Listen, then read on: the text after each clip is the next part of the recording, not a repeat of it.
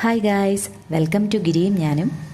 നമ്മൾ കുറേ നാളായി വീഡിയോ എല്ലാം അപ്ലോഡ് ചെയ്തിട്ട്. അപ്പോൾ രണ്ടാമത് വീണ്ടും ഈ ഒരു ലഞ്ച് റെസിപ്പിയാണ് ഇന്ന് ചെയ്യുന്നത്. ഈ റെസിപ്പിയിൽ നിന്ന് തുടങ്ങാമെന്നാണ് വിചാരിക്കുന്നത്. നമ്മുടെ സബ്സ്ക്രൈബേഴ്സ് ആരും ഇതുവരെയും പോയിട്ടില്ല. 416 സബ്സ്ക്രൈബേഴ്സ് ഉണ്ട് ഇപ്പോഴും. അതിലെനിക്ക് ഒത്തിരി സന്തോഷമുണ്ട്. അപ്പോൾ തുടർന്നും നിങ്ങളുടെ എല്ലാവരുടെയും സപ്പോർട്ട് ഞാൻ പ്രതീക്ഷിക്കുകയാണ്. അപ്പോൾ വീഡിയോ തുടങ്ങുകയാണ് കേട്ടോ. അപ്പോൾ ഇന്നൊരു ലഞ്ച് റെസിപ്പീസ് വെച്ചിട്ട് തുടങ്ങാമെന്നാണ് വിചാരിക്കുന്നത്. സിമ്പിളായിട്ടുള്ള ഒരു ലഞ്ച് റെസിപ്പിയാണ്. സൺഡേ ആയതുകൊണ്ട് തന്നെ സ്ലോ ആയിട്ടാണ് ഇന്ന് എല്ലാ കാര്യങ്ങളും പോയിക്കൊണ്ടിരുന്നത്. അപ്പോൾ 12 മണി ആയപ്പോഴത്തേക്കും മീൻകാരൻ വന്നു. മീൻകാരൻ്റെ കയ്യിൽ നിന്ന് മത്തി വാങ്ങിച്ചു. അപ്പോഴാണ് പെട്ടെന്ന് ബാക്കിയുള്ള ഉച്ചക്കത്തെ പരിപാടികളൊക്കെ തുടങ്ങുന്നത്. അതോടുകൂടിയാണ് പെട്ടെന്ന് മീനെല്ലാം വൃത്തിയാക്കി എടുത്തു. അത് ആദ്യം റെഡിയാക്കി വെക്കാമെന്ന് വിചാരിച്ചു. എല്ലാം ഉപ്പും മുളകും മഞ്ഞൾപ്പൊടിയും കുരുമുളകും എല്ലാം തേച്ചിട്ട് മാരിനേറ്റ് ചെയ്ത് വെച്ച് കുറച്ച് നേരത്തേക്ക് ബാക്കി എല്ലാ പ്രിപ്പറേഷനൊക്കെ കഴിഞ്ഞ് കഴിയുമ്പോഴത്തേക്ക് അതെല്ലാം നന്നായിട്ട് പിടിച്ചു വരുമല്ലോ. മീൻ വറുത്തതും ചക്കക്കുരു തോരനും ഒരു പെട്ടെന്ന് ഉണ്ടാക്കാൻ പറ്റുന്ന ഒരു മോരുകറിയാണ് ഇന്ന് ചെയ്യാമെന്ന് വിചാരിക്കുന്നത്. അപ്പം മീനിൻ്റെ കാര്യങ്ങളെല്ലാം ചെയ്തു വെച്ചു.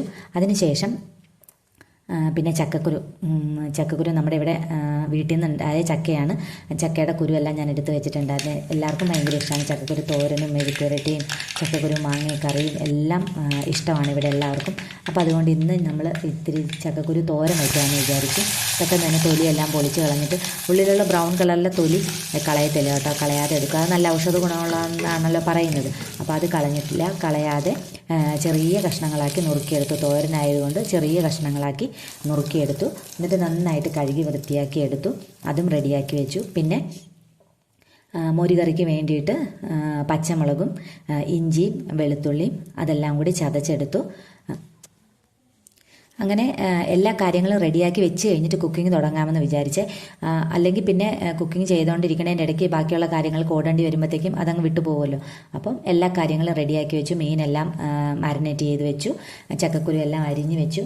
അതിൻ്റെ തേങ്ങയെല്ലാം ചിരണ്ടി വെച്ചിട്ടുണ്ടായിരുന്നു. പിന്നെ മോരുകറിക്ക് വേണ്ടിയിട്ടുള്ള പച്ചമുളകും ഇഞ്ചിയും വെളുത്തുള്ളിയും കറിവേപ്പിലയും അതൊക്കെ എല്ലാം റെഡിയാക്കി വെച്ചു. എന്നിട്ട് ചട്ടി അടുപ്പത്ത് വെച്ചിട്ട് മോരുകറിക്ക് വേണ്ടിയിട്ടാണ്. അപ്പോൾ നമ്മൾ തേങ്ങ അരയ്ക്കാതെയാണ് മോരുകറി ഉണ്ടാക്കുന്നത് കേട്ടോ. പെട്ടെന്നായിട്ടുള്ളൊരു മോരുകറിയാണ് ഉണ്ടാക്കുന്നത്. അപ്പോൾ തേങ്ങ അരയ്ക്കുന്നില്ല. അതുകൊണ്ട് എണ്ണ ഒഴിച്ചിട്ട് കടുകും ഉലുവയും ജീരകവും, സാധാരണ തേങ്ങയുടെ കൂട്ടത്തിൽ ജീരകം അരയ്ക്കുമല്ലോ. അപ്പോൾ നമ്മൾ തേങ്ങ അരയ്ക്കാത്തതുകൊണ്ട് ജീരകവും കൂടെ ഈ കടുകിൻ്റെ കൂട്ടത്തിലിട്ട് പൊട്ടിച്ച് കഴിഞ്ഞതിന് ശേഷം നമ്മൾ ചതച്ച് വെച്ചിരിക്കുന്ന വെളുത്തുള്ളിയും ഇഞ്ചിയും പച്ചമുളകും കറിവേപ്പിലയും എല്ലാം കൂടെ ചെറുതായിട്ടൊന്ന് വഴറ്റാനായിട്ട് അതിലേക്ക് ഇട്ട് കൊടുത്തു. ചെറുതായിട്ടൊന്ന് വഴറ്റുന്ന സമയം പോയായിരുന്നു. 1 മണി എന്തോ ആയായിരുന്നു. അപ്പോഴത്തേക്കുമാണ് ഒത്തിരി സമയം പോയതുകൊണ്ട് പെട്ടെന്ന് തന്നെ റെഡിയാക്കാമെന്ന് വിചാരിച്ച് ഇപ്പുറത്തെ അടുപ്പയിലും ചീനിച്ചട്ടി വെച്ചു. അതിൻ്റെ അകത്ത് എണ്ണ ഒഴിച്ചു, കടുകിട്ടു. കടുക് പൊട്ടി വരുമ്പോഴത്തേക്കും നമ്മുടെ ചക്കക്കുരു അരിഞ്ഞത് അതിൻ്റെ അകത്തേക്ക് ഇട്ട് കൊടുത്തു. സെപ്പറേറ്റ് വേവിക്കാനായിട്ട് നിൽക്കുന്നില്ല, ഇതിൽ തന്നെ ഇട്ട് വേവിക്കാമെന്ന് വിചാരിച്ച് ഒരു സ്വല്പം വെള്ളവും കൂടെ ഒഴിച്ച് ഇങ്ങനെ ചക്കക്കുരു ഓരോന്നായിട്ട് വിട്ട് ഇങ്ങനെ കിടക്കണം. എല്ലാം കൂടെ കുഴഞ്ഞ് മറിഞ്ഞ് പോയിട്ടുണ്ടെങ്കിൽ ഇഷ്ടമല്ല കേട്ടോ പിള്ളേർക്ക്. അപ്പം ഞാനെല്ലാം ഇങ്ങനെ സെപ്പറേറ്റ് വേവണം, എന്നാലും സെപ്പറേറ്റ് ഇങ്ങനെ കിടക്കണം. അപ്പോൾ അതിന് വേണ്ടിയിട്ട് കുറച്ച് വെള്ളം ഒഴിച്ചിട്ട് ഉപ്പും മഞ്ഞൾപ്പൊടിയും കൂടെ ഇട്ടിട്ട് മൂടി വെച്ച് ലോ ഫ്ലെയിമിൽ വെച്ചിട്ട് മൂടി വെച്ചിട്ട് വേവിക്കാനായിട്ട് വെച്ചു. അപ്പോൾ ഇപ്പുറത്തെ നമ്മുടെ മോരുകറിയുടെ പച്ചമുളകും ഇതെല്ലാം നന്നായിട്ട് ഒന്ന് വഴണ്ടി വന്നിട്ട് ഞാൻ ഗ്യാസ് ഓഫ് ചെയ്തിട്ട് താഴത്തേക്ക് ഇറക്കി വെച്ചു കേട്ടോ.